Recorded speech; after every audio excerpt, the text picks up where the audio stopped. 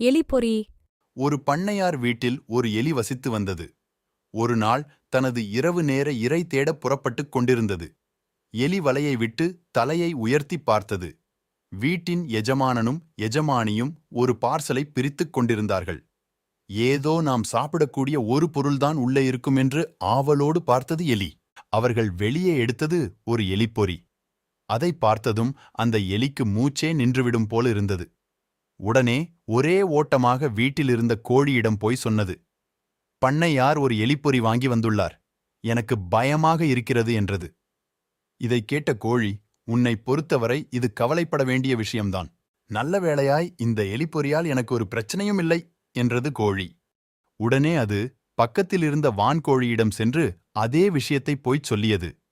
வான்கோழியும் அதே பதிலைச் சொல்லியதோடு, நான் எலிப்பொறியையெல்லாம் பார்த்து பயப்பட மாட்டேன் என்றது. மனம் நொந்த எலி அடுத்ததாக பக்கத்திலிருந்த ஆட்டிடம் போய் அதே விஷயத்தைச் சொல்லியது. ஆடும் அதே பதிலைச் சொல்லியது. அத்தோடு நின்றிருந்தாலும் பரவாயில்லை. எலிப்பொறியை பார்த்து என்னையும் பயப்படச் சொல்கிறாயா என்று நக்கலும் அடித்தது. அன்றிரவு எலிப்பொறியில் ஒரு பொரித்த மீன் துண்டை வைத்துவிட்டு பண்ணையாரும் அவர் மனைவியும் தூங்கப் போயினர். ஒரு அரை மணி நேரத்தில் டமால் என்றொரு சத்தம். எலிதான் மாட்டிக்கொண்டு விட்டது என்று எண்ணிய பண்ணையார் மனைவி ஓடி வந்து எலிப்பொறியை கையில் தூக்கினாள்.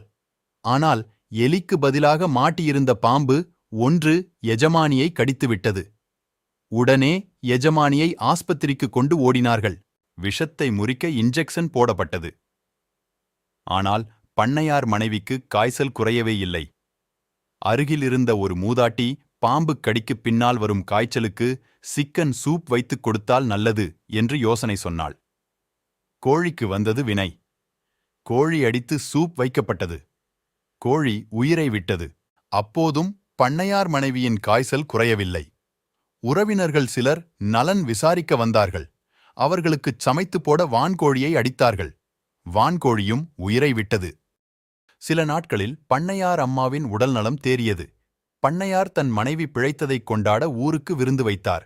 இந்த முறை ஆட்டின் முறை விருந்தாக ஆடும் உயிரை விட்டது. நடந்த அத்தனை நிகழ்வுகளையும் எலி வருத்ததோடு கவனித்துக் கொண்டிருந்தது. பண்ணையார் மனைவியின் பாம்பு கடிக்குக் காரணமான எலி பொறியை தூக்கி பரணில் போட்டுவிட்டார். எலி தப்பித்துவிட்டது. அப்பாடா! Thanks for watching. For more videos like, share and subscribe.